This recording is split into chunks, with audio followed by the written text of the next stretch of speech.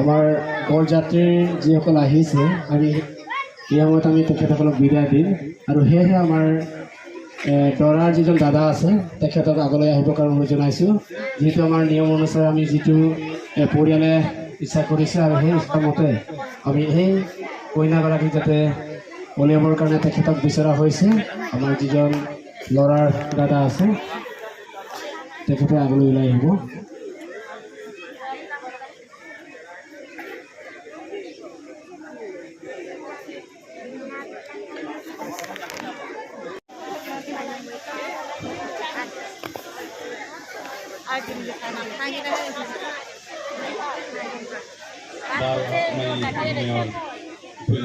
প্ৰাৰ্থনা কৰি আমাৰ এই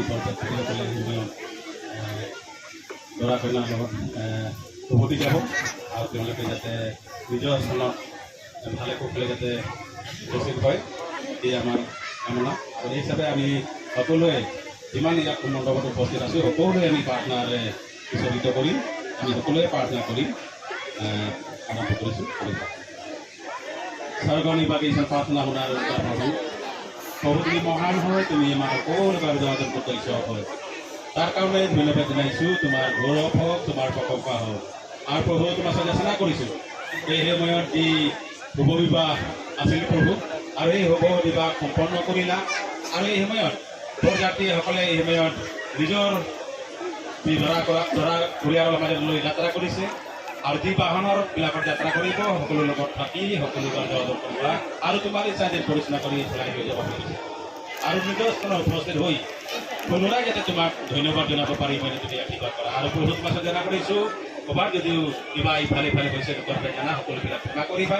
তুমি যেনে অতি পবিত্ৰতে সকলোকে অতি পবিত্ৰ কৰিব পাৰিছা প্ৰভু। তোমাৰ বিনা আমি কৰিব নোৱাৰোঁ, তুমি পদৰকৈ পৰিচালনা কৰিবা এনে কৰিছা। এই মেটৰ আশা কৰিছোঁ সকলো কৰা যোৱা ইচ্ছা আছে প্ৰভু।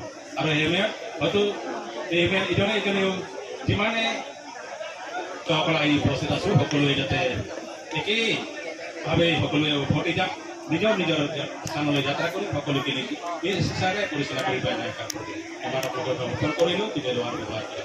এই কাৰ্য হৈছে তোমাৰ হাতত সকলোৱে সমৰ্পণ কৰিলোঁ তুমি লোৱাৰ ব্যৱহাৰ কৰা। এই সকলো প্ৰাৰ্থনা একমাত্ৰ উদ্ধাৰ কৰি কিনি দিছোঁ আমি।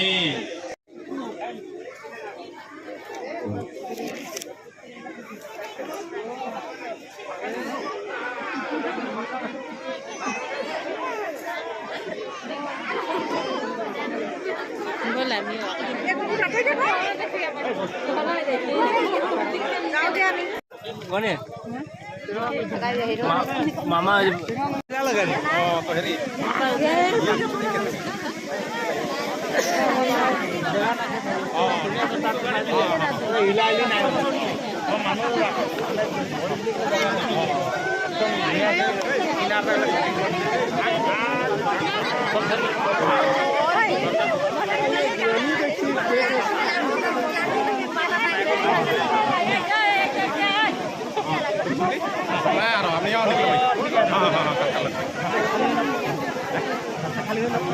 খালি হয়ে গেছে না হয় আই দিটা